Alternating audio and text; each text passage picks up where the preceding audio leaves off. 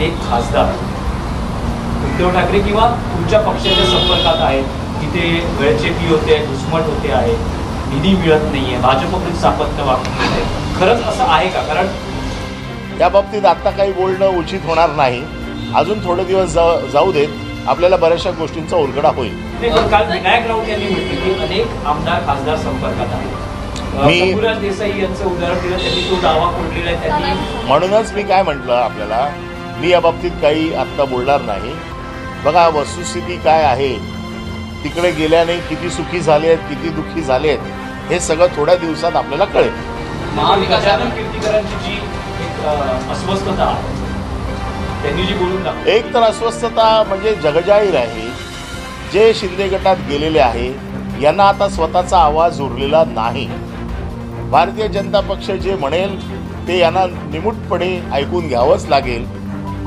जे आमदार ऐकणार नाहीत, आत्ता तर अशी परिस्थिती आहे की बॉल आत्ता भारतीय जनता पक्षाच्या कोर्टात गेलेला आहे. डिस्क्वालिफिकेशन पिटिशन त्यांच्या अध्यक्षांच्या हातात आहे. ज्या दिवशी हे आवाजाचा स्वर वाढवतील त्या दिवशी तिकडे एक एक आमदार डिस्क्वालिफाय होतील.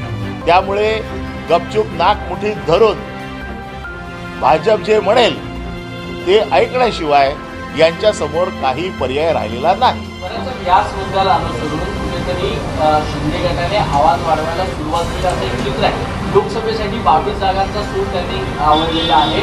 महापालिका आणि विधानसभेसाठी देखील शिवसेनेची तयारी त्यांनी केलेली आहे. माझं तेच म्हणणं आहे, लोकसभेसाठी 22 जागा मागितल्या आहेत. थोडे दिवस थांबा.